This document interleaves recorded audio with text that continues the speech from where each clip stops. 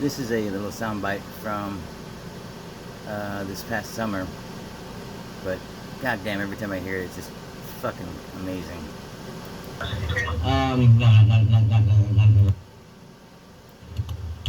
Correct. You have rights, yes. Okay. Okay, so moving forward.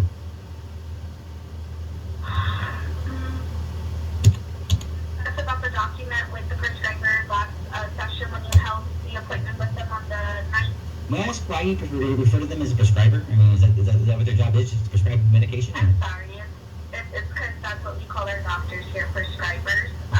So I have a tendency to call them prescribers because that's what we call the doctors here. Okay.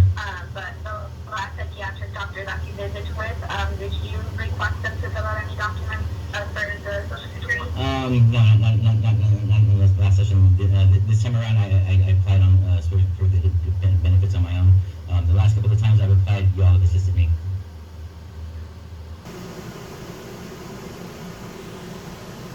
Okay, here's another soundbite. No. Conversation. Me got that email and the letter requesting those documents. And talking with the supervisor from that clinic because of the way the protocol works here. I have to, staff with them to ask them in order to speak with the doctor. I'm not just able to just completely go and talk to them. They're just being a command. I do have a question about the medication. I've been on Latuda now since May. Why do y'all choose to give me samples instead of just prescribing me the medication? Do you have insurance? No. Okay, then that's the reason. Can't Tropical, we have certain different fundings for the medication. That medication, the Cheetah that you're currently on, we call them samples, so they're not funded for free for our clients through the farm. It's one of the instances of medical fraud that they're committing. So, Tropical Texas gets kickbacks for prescribing certain medications that the pharmaceutical companies want them to, which will make the most money. So what they will do is they will misdiagnose the patients in order to be able to justify prescribing said medications, and then of course the doctors get kickbacks. May not be monetarily, but it would be in the form of, like, for example, hey, I'm a doctor who's been prescribing this medication, I'm working with this medication, so why don't you come over here, come over to Hawaii for a week and for this conference about this medication and give a 15-minute speech, and then you can spend the rest of your time enjoying yourself, and it'll be all on us. So that's one of the ways that they're committing the fraud. But another way they're committing the fraud is that the pharmaceutical companies are giving the hospital, or Tropical Texas Behavioral Health, free samples to fill the prescriptions of the patients, and then Tropical Texas will then go and bill the government as filling the prescription as a normal prescription and not being filled with free samples. So that means that you get all of these unaccounted pills that now have basically been accounted for but are still in their possession, which means that now they can distribute them however they want to, without there being a record of it. But two, they're billing the government and the insurance companies for something that they had been given for free.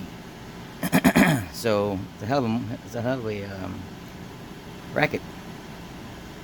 Also, let me pause it real quick, and I'm going to show you one more thing. Okay, what I'm about to show you is a video taken from 2 nights ago, and it's of a model which has been in some of the other videos. Her name is Alexis Klein, but I suggested that my mother, or somebody affiliated with my mother, has been pretending to be here using deepfake technology. And you're going to hear her mentioned, she's talking about her grandmother in this whole little conversation, but what I'm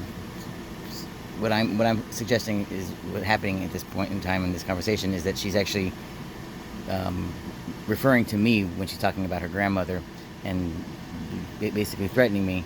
And you'll hear it why in just a second.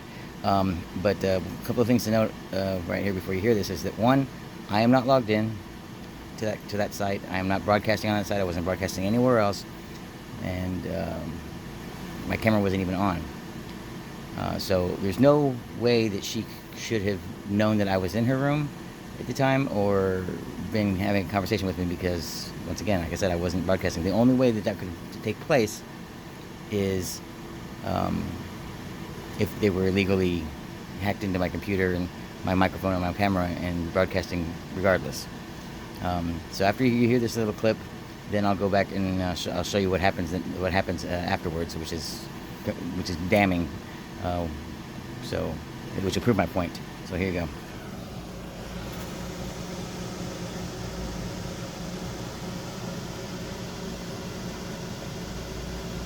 She went to the doctor today. Everything, I mean, it's not fine. Way. Thank you. Yeah, my grandma's actually fine. I don't know if I've shared this before, but my grandma has borderline personality disorder. And she's just been a handful. I think she was upset with me about something yesterday. So her way of dealing with it was to tell me that she had a sharp herpes. So she went to the doctor today, and everything, I mean, it's not fine, but, like, it's not any different. And then she did this really fun thing where I told her I was going to put her on, like, transfer her phone number to my plan so that I could make sure that it was getting paid, so she didn't have to worry about putting Verizon pay for it. And I asked her to turn her phone on and off in 10 minutes, or off and then back on, so that it would, like, you know, 'cause when they switch your contract, they switch, like, the code that the phone, anyway, it doesn't matter. You have to turn the phone off and then turn it back on. And she was like, no. Hung up the phone on me. I called her back and I'm like, Grandma, if you don't do this, your phone's not going to work. She hung up the phone again on me. So real quick, at that time they were trying to get me to perform a sex act on cam. What she's referring to about the phone and the whole, the reference to the split personality disorder or whatever. Someone who, in my case, has been subjected to the trauma and the abuse, especially at the certain years. I mean, it's been all my life, but I mean, the molestation at the age of 3, and then of course, the other major traumatic incidents that have happened throughout my life, including the head injury and all that kind of stuff. There's been a lot of research done and a lot of projects that involve this kind of research that have been conducted, like, you know, by companies like the CIA and stuff like that, that have to do with being able to predictably cause a bout of personality disorders. You know, a lot of people who do suffer from personality disorders, who did suffer some kind of, especially like sexual abuse or some other physical abuse when they were a child, and then, you know, what happens is basically the mind fractures to protect itself from feeling, or, you know, those emotions, and a lot of times, you know, that's the result. You know, one of the things that Tropical Texas has been trying to do is to discredit me by, you know, diagnosing me with, you know, things that aren't real, like being psychotic or being schizophrenic, which is along the same lines as personality disorder. So that's what they were talking about there. Now, coming to the phone, a couple weeks ago on my birthday weekend, when I was falsely arrested, as I mentioned in that video, that they had taken away my phone and all of my hard drives and stuff like that. And so on my birthday, they still had it after, you know, got out of jail. So we went and bought a cheap phone, my mother and I, and just went to the AT&T store to get a copy of my SIM card and just put it in that new cheap phone. And my mother had gone into the store first because I was putting gas in my car. And when I walked in, she didn't realize I had walked in, and I overheard her talking to the attendant, and she was mentioning something about how whatever kind of arrangement they worked out with AT&T, my father had done this, set it all up. But basically, they were able to clone my phone. and that's how they're able to filter all the information that I get and intercept phone calls and emails and yada yada yada, preventing me from getting any kind of job and whatnot. And so she was trying to, she was making arrangements for that to be able to happen with this new phone and the SIM card. So once we left the place, I had went back inside pretending like I needed to ask a question, and I told the attendant to what was going on, that they were doing whatever she asked him to do to actually be able to sex traffic me, and that he needed to alert the local PD and let them know whatever she had asked him to do, and tell them what was going on. So now here for the rest of the conversation, you're going to hear some other things, some things to note. It was 2 days ago, and there was supposed to be an Aggie muster for my father that I was supposed to attend. I did not want to go, and I wound up sleeping in because I knew what it was going to be. It was going to be another chance to try to trigger me into, having a relapse of depression or worse, just because of the circumstances surrounding my father's death. I believe it was murder, and of course I did not need to be reliving all of these emotions when I'm trying to do right now to unfortunately have to suppress a lot of these emotions in order to deal with the rest of everything that's going on. But here pretty quickly you're going to hear her mention about her giving permission to have people break into her mother's house if her mother didn't answer the door, which is basically, she's referring to as sectioning. And after you see this clip, I'll explain the rest of that and then what happened after the next morning after this video was taken.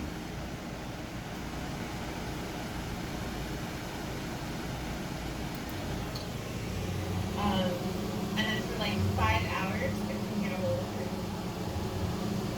And I was just like freaking out.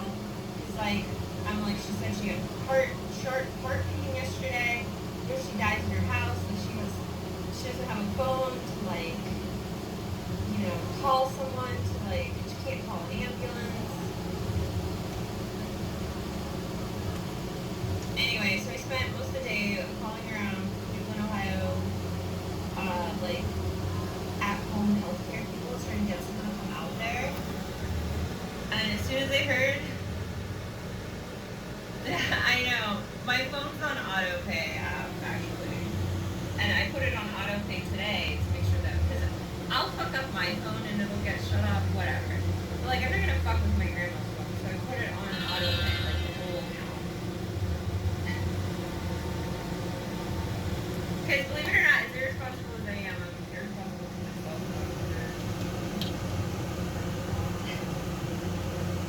Yeah. So anyway, I finally got a nurse. Actually, it wasn't a nurse because they couldn't get a nurse to go out there. I got a receptionist to go out there. And I don't know, she like brought along some nurse assistant or something. Thank you, Ross. Anyway, long story short, they asked me if they should break her door down in case she didn't open the door.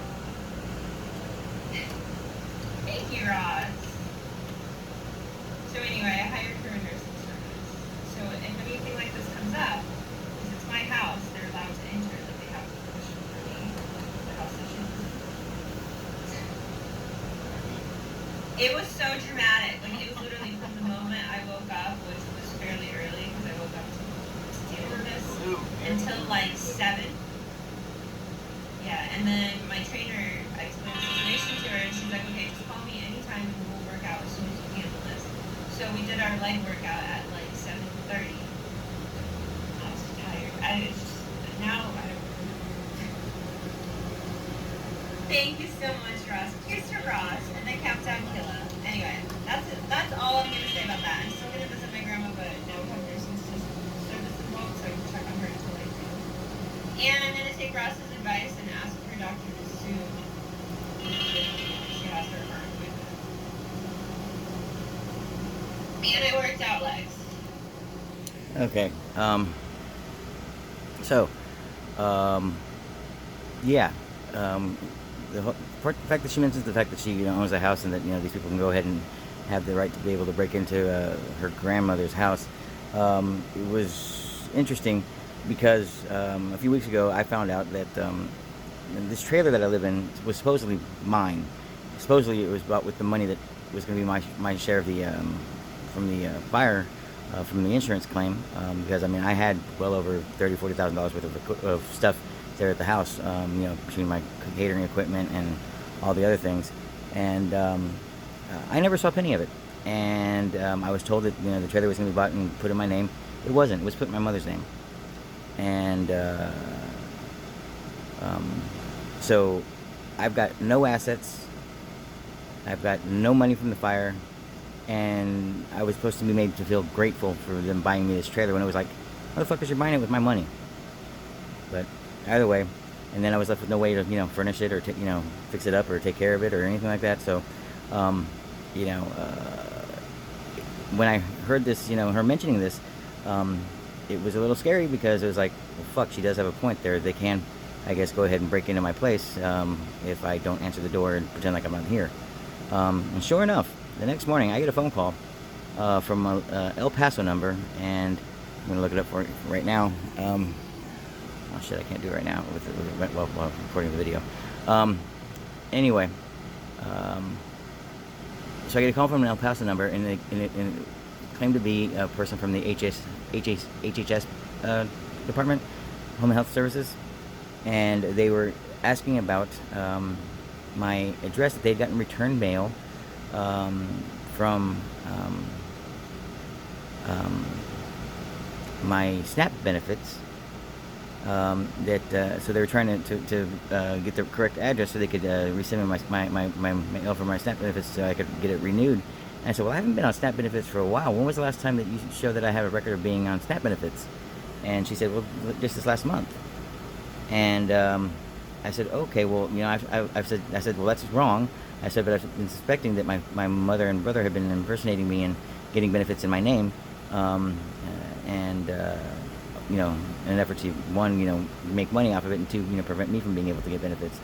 And she said, okay, well, so is your correct address, so and so? And I was like, she just went right over it, like no concern about fraud with SNAP benefits. She was just trying to get my address. So anyway, I did a quick search on the number, and the phone number that it was used to call me with, and sure enough, it was to HSC or HSS, whatever, office in El Paso, Texas. It has a number indicated that it was from El Paso, but the address of the location was 5150 such and such. If you're not familiar with mental health care codes, a 5150 order is a warrant for mental health section to be taken involuntarily into hospitalization for 72 hours.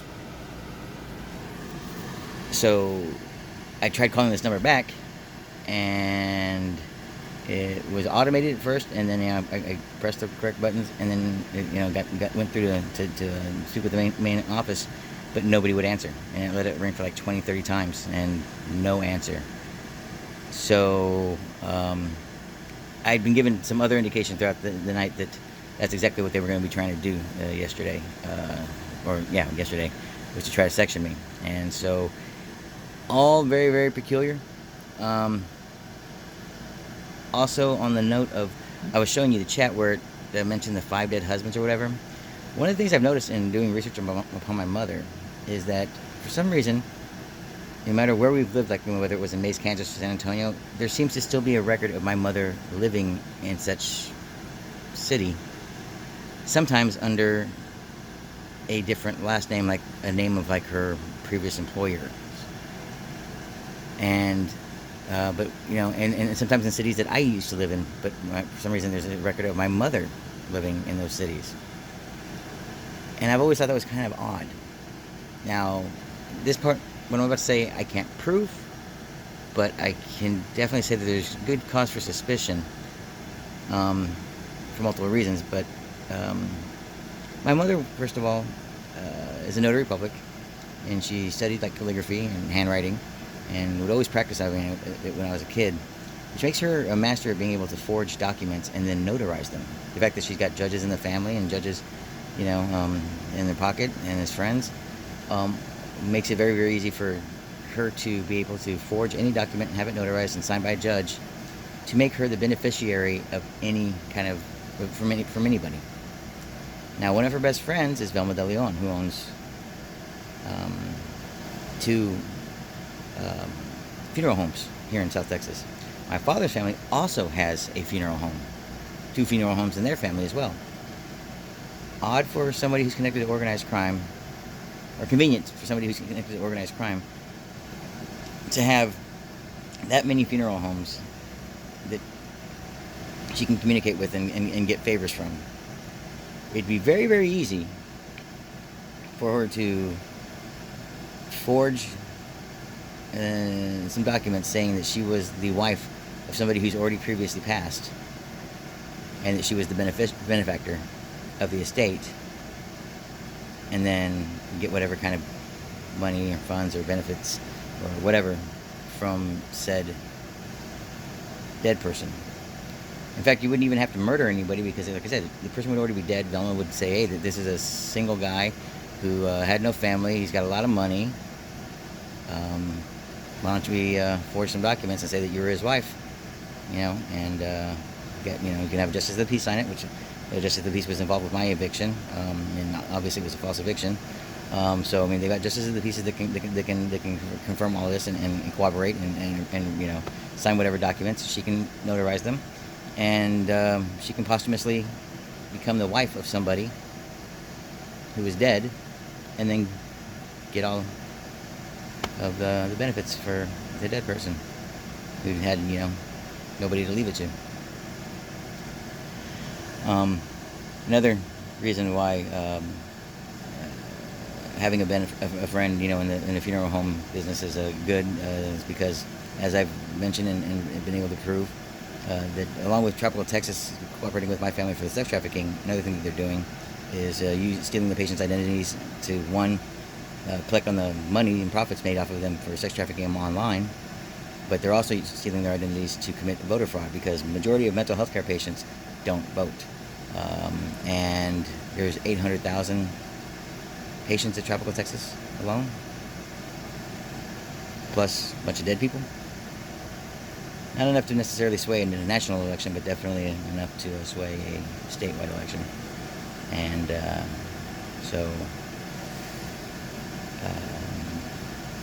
I know that there's multiple records of me voting, even though I've only voted once in my life. I'm not necessarily proud of that, but that's the case. I've only voted once in my life, and there's multiple instances of me voting. So I mean, that's how I know that there's bullshit going on there. And then, of course, the way I know that Tropical Texas is stealing my identity to collect monies on the sex trafficking was last year after the fire. They had me try to sign a bunch of documents. One of them was a W-2, and I caught onto it. I was like, what the fuck am I signing a W-2 for? And they said, oh, no, don't worry about it. I said, well, I didn't even work. Well, don't worry about it. Just go ahead and sign it. What's it for? Well, it's just for your medication. Okay, fine. They didn't know that I'd already filed my taxes. So, sure enough, a week later, I get a phone call from the IRS saying, we flagged your income tax return. Somebody just filed in your name saying that saying that you work. I was like, well, what did they say? Well, we can't give you that information because we can't confirm your identity. Well, fuck. So, somebody did claim, a week after they had me sign that W-2, they filed some wages. That much I know, and so there's definitely cause for an investigation about identity theft and fraud from Tropical Texas Behavioral Health. Also, one thing to also note real quick is that this whole fire incident at the house, my father dying, Mom getting a brand new house, Andrew getting married, me, who was supposed to be evicted and institutionalized, but definitely out of the park by last week, all fall within a 1 year period. The house fire was like April 17th, right at the time of income tax season, or the due date for income taxes. All of this is taking place. Mom's got a whole brand new life. Stolen my identity. They tried to move me around several times here at the park, as I've shown in other videos, trying to hide my identity so that somebody else could come in and because they weren't going to change my address. They were just going to move me somewhere else to a different address, but not change it officially. Somebody else was supposed to come in here and impersonate me all of this was supposed to take place all within up to this past week, which was due date for tax season again. So within one tax year, and on that time, my aunt and uncle, Romeo and Janet, have retired. My uncle Dennis and Aunt Tammy have also retired, and my mother just retired on April 1st.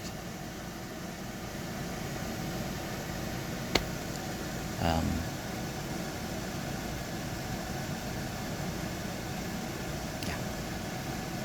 And I know that there was fraud going on with the fire and claims for the fire because when I went, like about a week after the fire, I go into the garage to go into the old house and trying to get some stuff. And I go into the garage, and my dad's Hoveround that he just bought like maybe a year before the fire, which he never used, it was different. There was a brand new one, different color and everything, in the garage, which would indicate that he sold the original one and then claimed a different one. Some shit like that. Either way, yeah. So, all some very, very interesting coincidences. But for you to judge it yourself, it could be nothing. It could be nothing. This Alexis Klein may not be anybody, but we do have a Katie Klein there at the church at St. Mark's, which is one of the places where they're also funneling some money through. My father and my mother and my aunt Janet, who was head of accounting at PSJA, my father purchasing director. They're all three of them were on the accounting staff there at fucking St. Mark's Methodist Church. And as I've shown in other videos during my father's funeral and stuff like that, there's some freaky shit going on at fucking St. Mark's. So they're definitely up to something over there as well. So there you go. Have a good day.